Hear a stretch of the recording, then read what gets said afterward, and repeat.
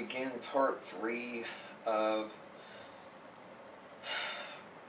the story that I started here on Saturday. The story about my father, his relationship with Richard Hickok up on death row in the state of Kansas, and the story that Richard Hickok gave to MACK nations in 1961. When I left off on part 2 of footprints found inside in cold blood, I had tried to wrap up kind of the preliminaries of how my father got involved with this and where Truman Capote was in the story about the same time frame, and we'll just confine that perimeter to 1961, 1962. On page 289 of In Cold Blood, Truman Capote wrote the following declaration, quote, "Thus, the last strings were tied. The KBI had now assembled an unshakable case.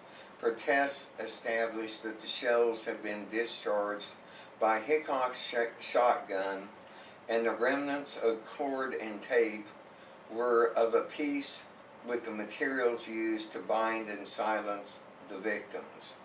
End quote. If the above statement was truly set in concrete, as Truman Capote wanted his readers to believe, then why would officials inside the Kansas Attorney General's office show any interest in the information Richard E. Hickok shared with MACK nations in the summer of 1961? Why would the detailed story revealed in Hickok's letters to nations matter? And what value could they possibly have if the story described in Capote's book In Cold Blood was truly the gospel concerning the Clutter family murders case?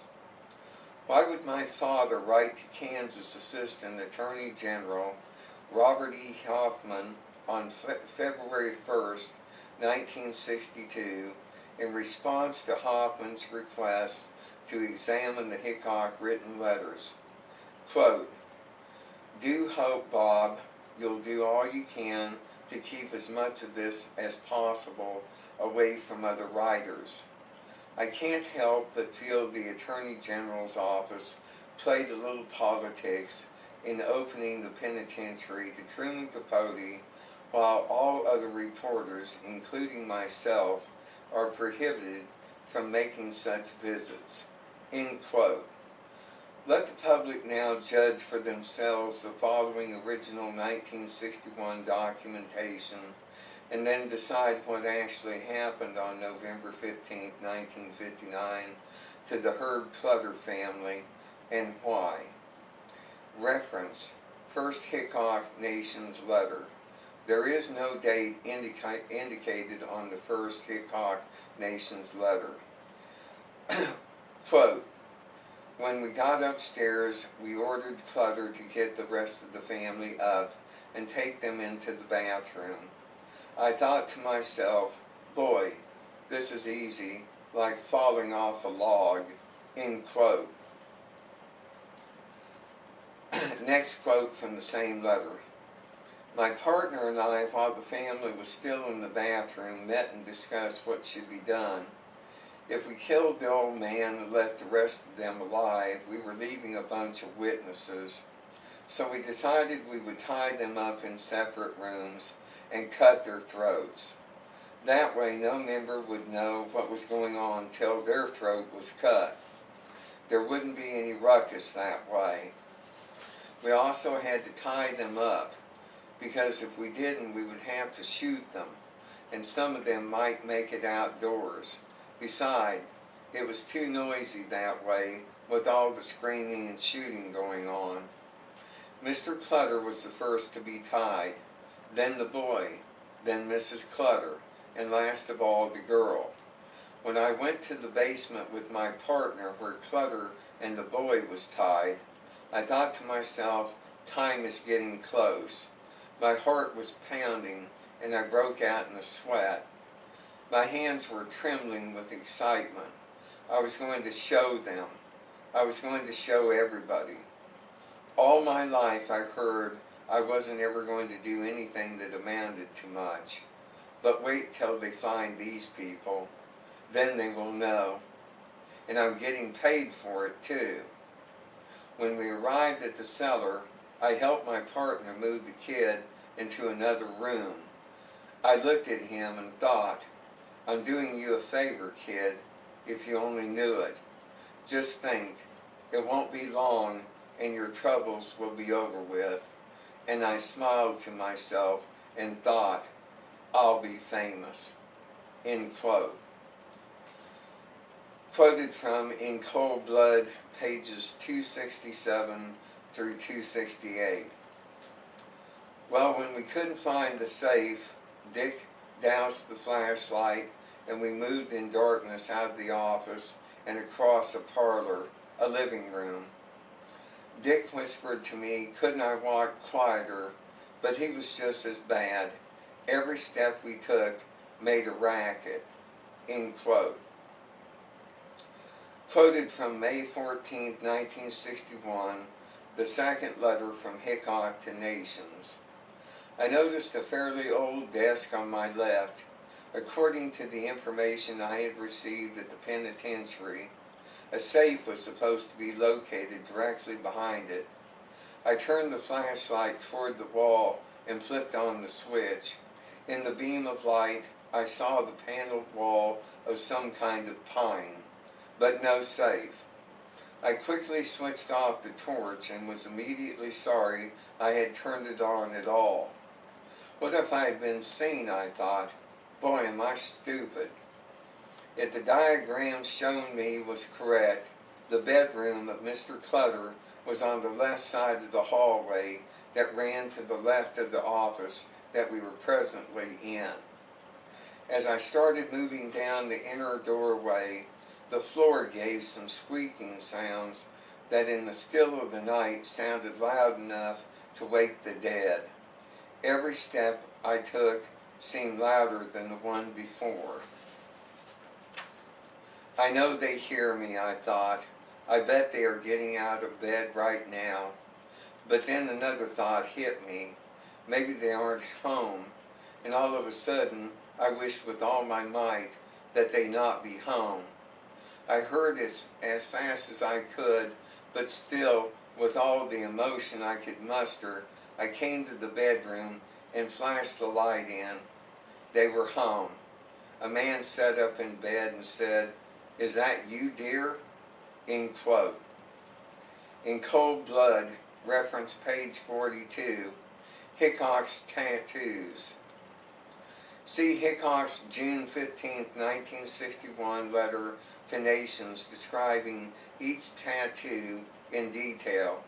The same letter advised Nations that Hickok's mother was looking forward to meeting him and talking to Nations in person, and that Mrs. Hickok would also introduce him to Hickok's friend of over 17 years. Quote from In Cold Blood, page 78, describes how Nancy and Bonnie Clutter were found tied up by Garden City Sheriff Robinson.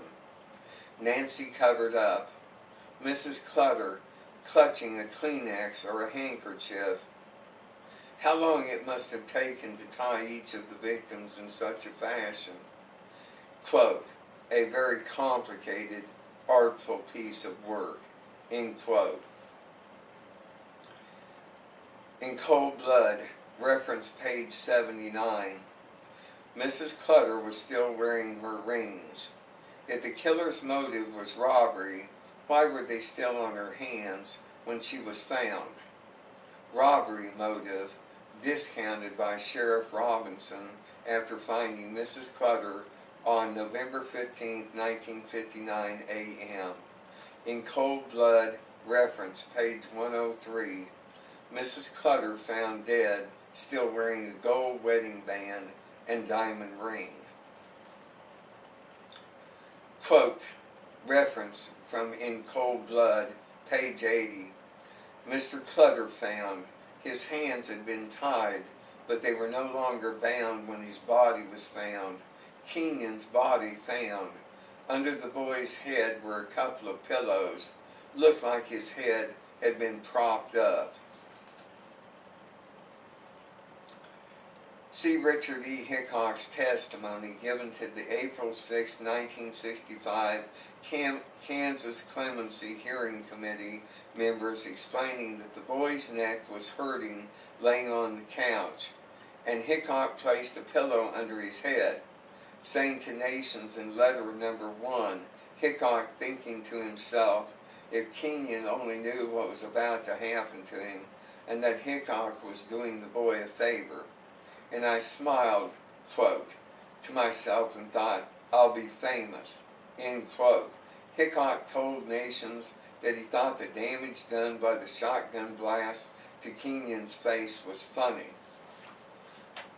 The discovered cut piece of rope dangling from a basement pipe near the furnace room was not from Mr. Clutter being tied there and later cut down, but it had been used by Smith to tie Kenyon on and later cut the boy down and be moved into the recreation side of the basement onto the couch.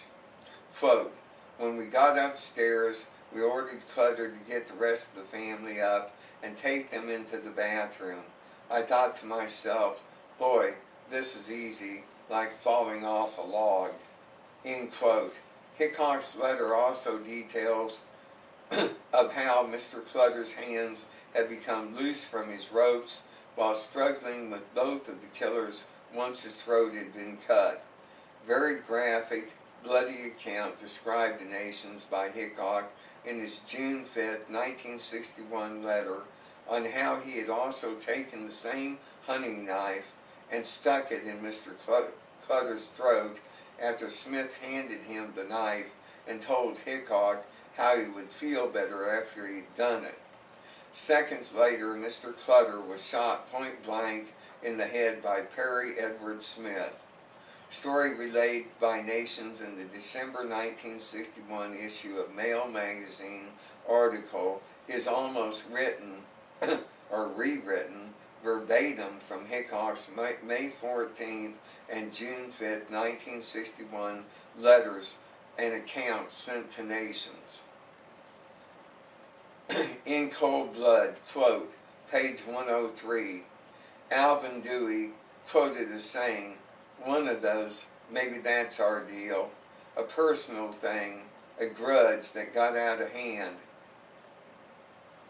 Unless it was robbery, said Nye, though robbery as the motive had been much discussed and then more or less dismissed. What about Mr. Clutter's found open wallet on his bed and Nancy's purse that was found by authorities laying open on the kitchen floor? See Hickok's first letter to Nations stating that Smith and Hickok had to make it look like a robbery. Hickok told Nations that he and Smith did not tear up the house enough like they should have in order for the scene to mirror robbery, and that he had deliberately left Mr. Clutter's open wallet on the bed so that it could be found exactly in that position. In Cold Blood, reference page 118, no empathy or consideration for the slaughtered victims. Hickok only expressed to Smith how bad he felt that his parents would have to face the public's wrath over the paper he had hung before fleeing Kansas.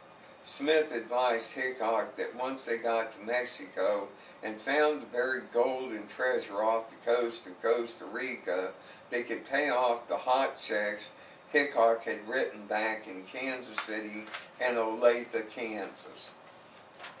The actual killing of the Clutter family members registered no feelings of regret or empathy by either Smith or Hickok for any of their victims. They felt nothing about what they had done to them.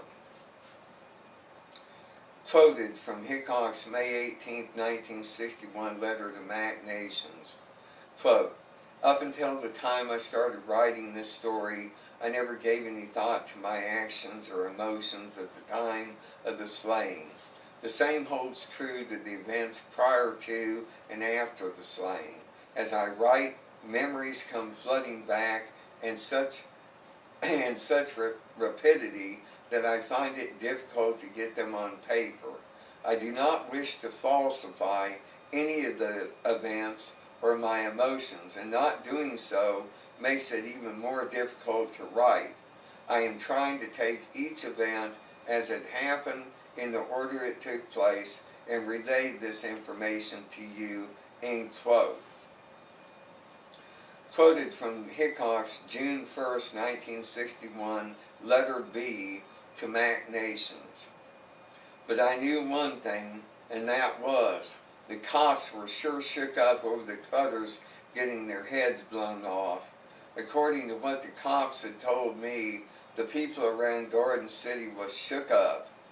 When the agent told me he thought there might be a lynching, I knew that they were stirred up like a hornet's nest. As I lay there staring at the ceiling, I tried to figure out why people get all nervous when someone gets killed. It happens every day and will continue to happen as long as there are people on Earth. What is 3 or 4 people in a world of millions? There are plenty to take their place. The way everybody was acting, a person would think it was the first time anything like that ever happened. I have heard of hundreds and even thousands getting killed, and I didn't get all tore up about it. Maybe I shouldn't have been in on the deal, like the cops said, but that is a matter of opinion. These cops are always making a mountain out of a molehill anyway," end quote. Review the many conclusions expressed to nations by Hickok in his May 14, 1961 letter describing how much glory somebody would get for killing somebody else, and how much he resented Smith for shooting all 4 of the Clutter family members when he had been the one to originally come up with the idea to do so. Hickok told nations that he continued to harbor a grudge against Smith concerning how he felt he had been cheated out of the thrill of killing the Clutters. On the night of November 14, 1959, Hickok told nations it was his plan, end quote. In Cold Blood, quotes from pages 49 and 50. "But Dick had made up his mind. Stockings of any shade were unnecessary, an encumbrance, a useless expense. I've already invested enough money in this operation. And after all, anyone they encountered would not live to bear witness. No witness," as he reminded Perry for what seemed to be to Perry the millionth time. It rankled in him, the way Dick mouthed those 2 words as though they solved every problem. It was stupid not to admit that there might be a witness they hadn't seen. "The ineffable happens. Things do take turn," he said, but Dick smiled boyishly, did not agree. "Get the bubbles out of your blood. Nothing can go wrong." No, because the plan was Dick's from first footfall to final silence, flawlessly devised, end quote. Hickok Nations letter dated May 14, 1961. "Mr. Clutter was the first one to be tied up.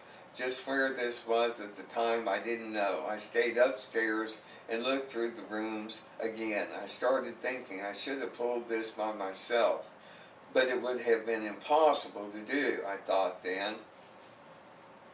Not if I killed them. The more I thought of it, the better I liked the idea of killing them. Now that is really something, I thought. When you bump somebody off, you are really big time, but actually it happens every day. Why does everybody get excited about killing? There is nothing to it. It is easy to do, a lot easier than committing a burglary cashing checks or stealing a car. Men in the Army are trained to kill. Cops do it every day. I read about it every day in the paper. But I know one thing, you can sure get a lot of glory out of it, and the word glory stayed with me. End quote. Next quote. The more I thought, the more I remember the newspaper articles I had seen, and mainly the trial. I became convinced that what I had done or had been involved in was something great. The newspaper stated at least one that I had received more news coverage than the governor, and to me that meant something. What it meant, I couldn't figure out to explain it even to myself, but I began to feel proud of what I had done. How many other people in Kansas had done what I did? Nobody that I knew of, and that made me different. I know all my life I wanted to be different. In cold blood, reference page 122, executed with tenderness. Nancy covered up, Mr. Clutter lying on the empty box, and Kenyon with the pillows under his head. Why? Who would perform these acts of apparent kindness towards the victims prior to executing them so savagely? In cold blood, reference page 125, nobody that Hickok could confide in. Hickok told Nations in his undated letter number 4 that he wished there would have been somebody he could have told about what he and Smith had done, someone he could have confided in. He was sitting next to his boss, Bob Sands, eating breakfast before going to work, and Hickok stated that he just knew that Sands suspected him of the Clutter murders, but it was just his own imagination running away with him. Hickok's former father-in-law was a minister who had previously offered to help Dick Hickok find psychiatric help. The fact of the matter is that Dick Hickok had many people he could have turned for support. He just didn't do it. He had it all planned out, and when nothing went like he thought it would, he just wanted to forget that it ever happened, and he wanted Perry Smith to quit reminding him that it had. In cold blood, quote page 130, Capote writes that Perry Smith remembered things like when voices, a particular few words, started nagging his mind. Oh no, please, oh please, don't, please. Capote then dives into a long commentary concerning Smith's horrible family history background in order to create compassion by his reader for Smith as a person who never could catch an even break in life.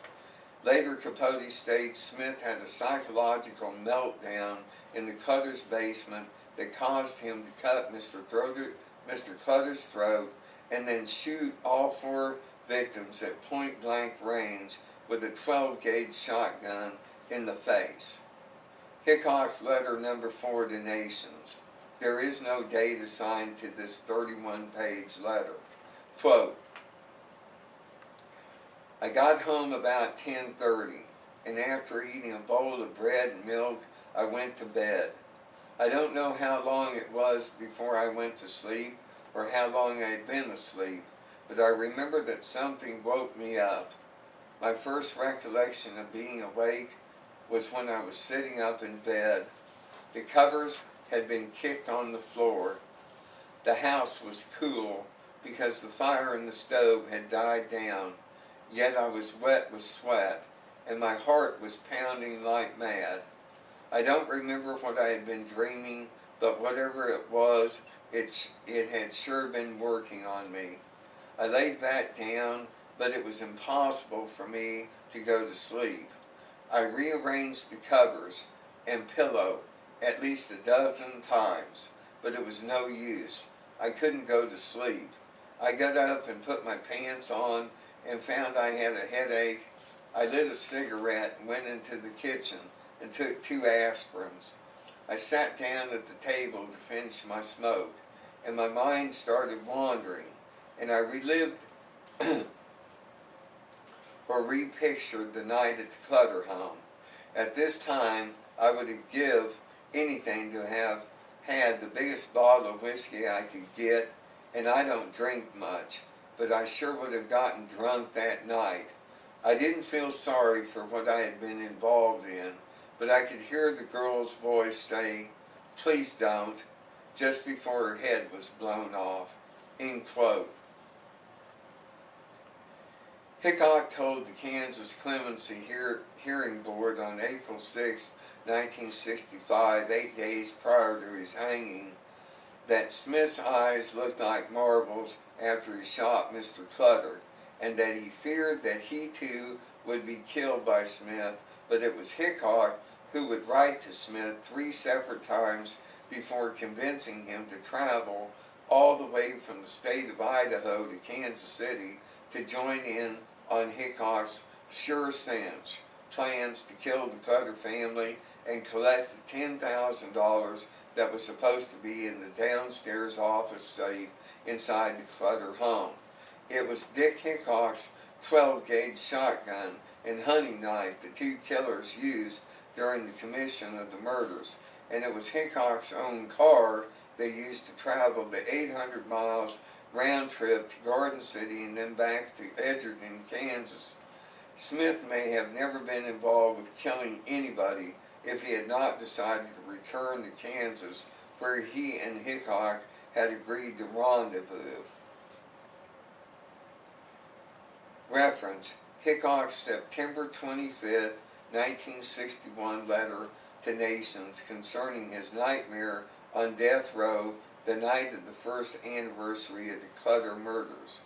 KSP Warden Hand wrote MACK Nations on October the 10th, 1961, and requested the original September 25th, 1961 mailed letter and sent envelope from Hickok to Nations concerning the account, and on October 16th, 1961, Nations was informed that he could no longer have any type of contact with Hickok by order of the Kansas Penal Director Guy Rexroad.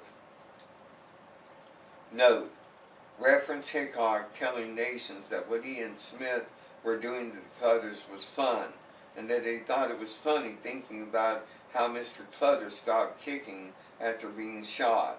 Hickok's reference to Nancy not being hard-headed after seeing pieces of her skull and brains splattered all over her bedroom wall.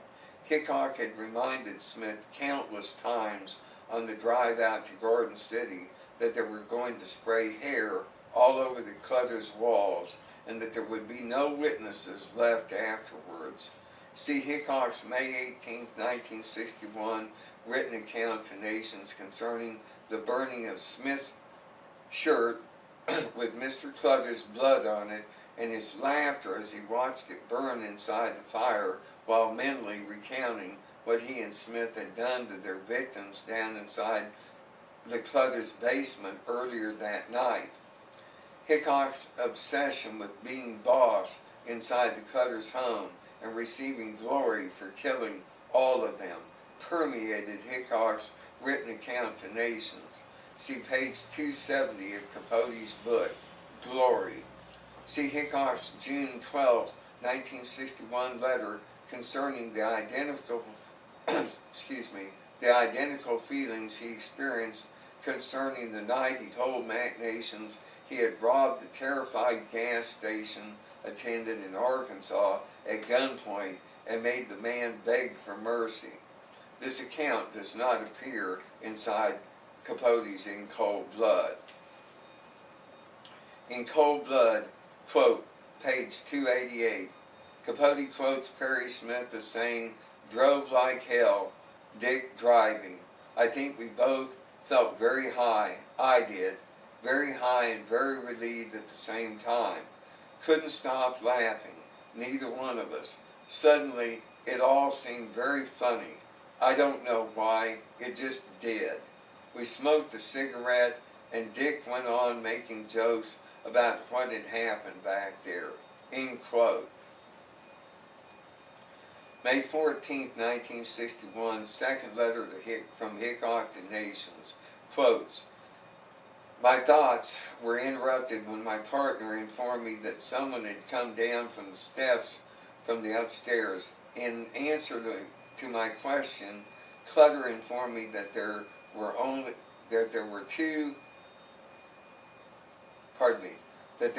two telephones in the house, one in the room we were in and the other in the kitchen.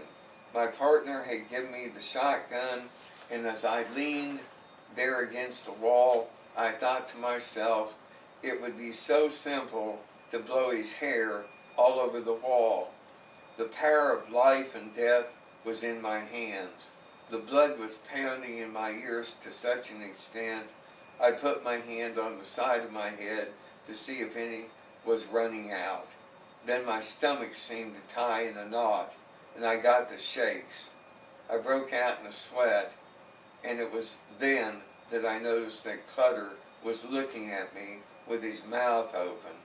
He never said anything, he just stared.